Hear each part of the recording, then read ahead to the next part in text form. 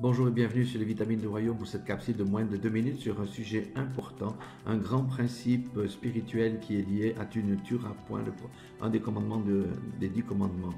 Il y a 3 sortes de meurtres. Le premier, c'est de verser le sang d'autrui.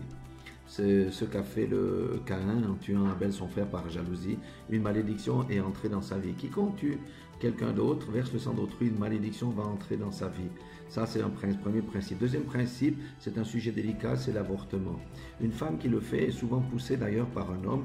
Lorsqu'on fait un avortement, on tue, on verse le sang d'un bébé et il faut savoir que ça ouvre la porte à un esprit de mort, de dépression et des choses qui vont affecter ces deux personnes de façon durable dans leur propre vie. La troisième des choses aussi que j'aimerais dire, on peut tuer encore d'une autre manière bien plus subtile, c'est avec la langue. On tue autrui avec la langue. Eh bien, il faut savoir que quiconque médite, quiconque prononce des malédictions, quiconque tue avec la langue, eh bien, le retour va se faire aussi sur sa tête. Et j'aimerais aussi rendre attentif chacun, et je ferai une capsule là-dessus, ça concerne les malédictions familiales. Quand on fait des actes comme cela, eh bien, ça va être impacté aussi sur sa progéniture, les enfants, les arrière-petits-enfants, etc.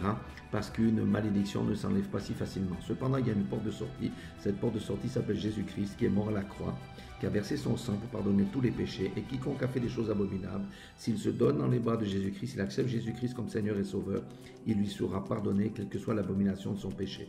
Maintenant, au niveau de la loi, peut-être des fois qu'il va falloir purger une peine ou quelque chose, mais sachez qu'il est libéré vis-à-vis de Dieu, et ça, c'est véritablement une très bonne nouvelle. Voilà, juste pour vous dire que, attirez votre attention sur différentes choses. Nous sommes libres de nos actes, mais pas de leurs conséquences.